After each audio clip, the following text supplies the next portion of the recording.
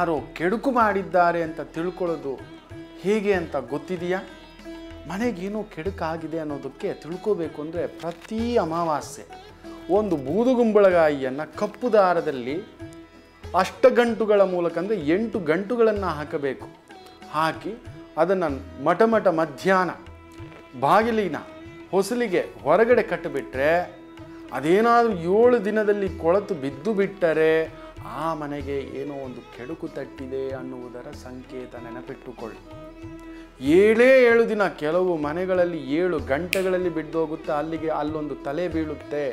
ಯಾವುದೋ ದೊಡ್ಡ ತಲೆ ಇಲ್ಲ, ಚಿಕ್ಕ ತಲೆ, ಒಂದು ಮರಣ ವೇದನೆ ಆ ಮನೆಯಲ್ಲಿ ನಡೆದು ತೀರುತ್ತೆ ಅನ್ನುವುದರ ಸಂಕೇತ. ಜಾಗ್ರತೆ.